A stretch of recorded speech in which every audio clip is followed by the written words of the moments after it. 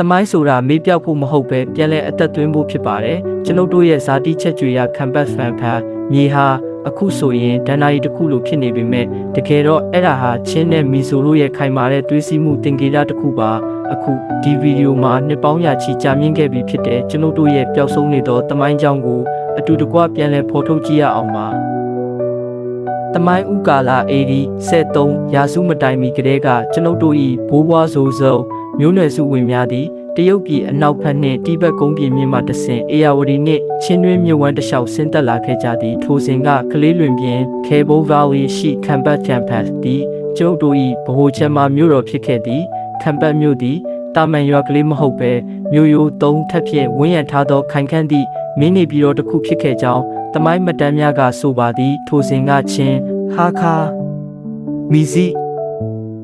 ခံပတ်မြို့၏ဂုံတိတ်ခါမှာခံပတ်ညောင်ပင်ဖြစ်သည်ထိုခေတ်ကအုပ်ချုပ်သူစော်ဘွားကြီးသည်မြို့မှခွဲခွာရတော့မည့်အချိန်တွင်ဤညောင်ပင်ကြီးကိုကိုယ်တိုင်စိုက်ပျိုးခဲ့သည်ထိုညောင်ပင်အောက်တွင်ပြုလုပ်ခဲ့သောတစ္ဆာဆိုပွဲမှာယနေ့တိုင်ကျုံတို့၏သွေးထဲ၌စီးဆင်းနေစေဖြစ်သည်ယခုငါတို့ညီကိုများဘေးအန္တရာယ်ကြောင့်ခွဲခွာကြရတော့လဲဤညောင်ပင်၏အကိုင်းခတ်များမြေကြီးသို့ပြန်လဲထိကပ်သည့်တစ်နေ့တွင်ငါတို့အားလုံးခံပတ်မြေမှာပြန်လဲဆုံစည်းကြစို့ဟူသောဂတိတစ္ဆာသည်ကျုံတို့၏မျှော်လင့်ချက်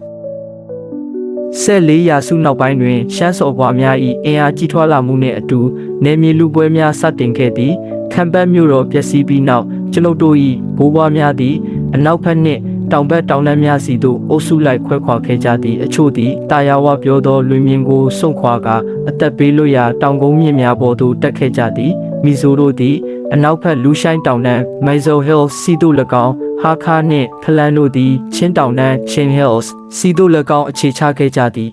19ရာစုနောက်ပိုင်းတွင်ဗြိတိရှနယ်ချဲများရောက်ရှိလာပြီးအုပ်ချုပ်ရေးလွယ်ကူစေရန်နယ်နိမိတ်မြင်းများကိုရေးဆွဲခဲ့သည်ဤမြင်းများကြောင့်တသွေးတဲ့တသားတဲ့ဖြစ်သောကျွန်ုပ်တို့ညီကိုများသည်အိန္ဒိယနှင့်မြန်မာဟူသောနိုင်ငံနှစ်ခုအတွင်းသို့ရောက်ရှိသွားခဲ့ရသည်နိုင်ငံရေးအရာကွဲပြားသွားတော့လဲကျွန်ုပ်တို့၏စကားပြောပုံရိုးရာဝတ်စုံနှင့်ဓလေ့ထုံးတမ်းများမှာခွဲခြား၍မရလောက်အောင်တူညီနေစေဖြစ်သည်ကျွန်ုပ်တို့၏ရင်ထဲတွင်ဇိုယူစုံဟူသောစိတ်ဓာတ်သည်ဘယ်သောအခါမှပျောက်ကွယ်မသွားခဲ့ပေ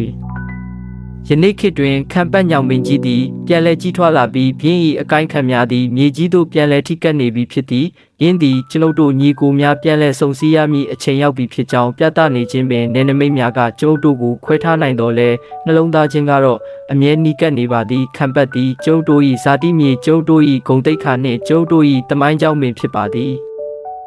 ဗဟုသုတနဲ့ဖျော်ဖြေရေးဗီဒီယိုအသစ်တွေကိုနေ့စဉ်တင်ဆက်ပေးနေတာမို့လို့လည်းလို့မခံရအောင်ကျွန်တော်ရဲ့ channel လေးကို subscribe လုပ်ထားပြီး notification bell လေးကိုလည်းနှိပ်ထားပေးပါအောင်တော့အားပေးကြတဲ့တယောက်ချင်းစီကိုကျေးဇူးအများကြီးတင်ပါတယ်